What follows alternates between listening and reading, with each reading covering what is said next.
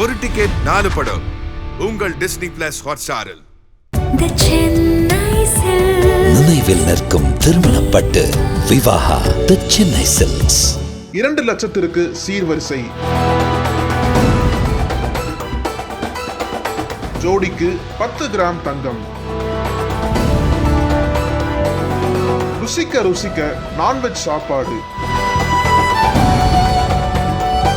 அசத்திய முஸ்லிம் league பவள விழா.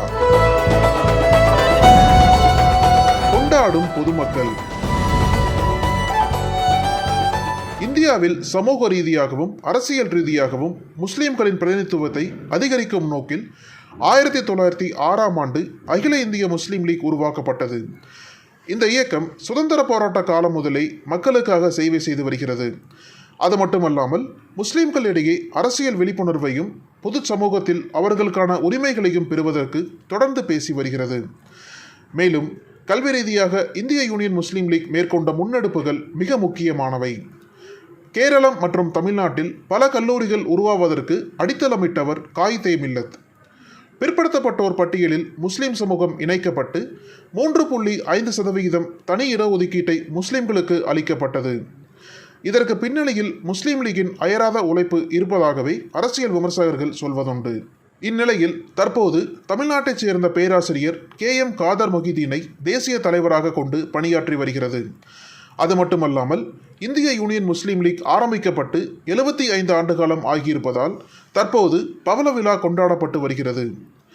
இந்த பவள விழாவின் முக்கிய நிகழ்வாக ஆல் இந்தியா கேரளா முஸ்லீம் கலாச்சார மையத்தின் சார்பாக தமிழ்நாட்டில் உள்ள பொருளாதாரத்தில் பின்தங்கிய மற்றும் வறுமை கோட்டிற்கு கீழ் இருக்கின்ற ஏழை எளிய பெண்களுக்கு இலவச திருமணம் செய்து வைக்க திட்டமிடப்பட்டது.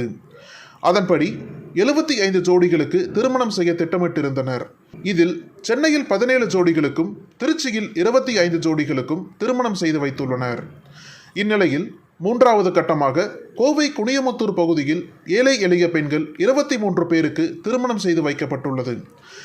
இந்த திருமணத்திற்கு கோவை, ஈரோடு, திருப்பூர், நீலகிரி, புதுக்கோட்டை, சென்னை, செங்கல்பட்டு, தர்மபுரி உள்ளிட்ட பல்வேறு பகுதிகளிலிருந்து திருமண விழாவில் கலந்து கொண்டுள்ளனர்.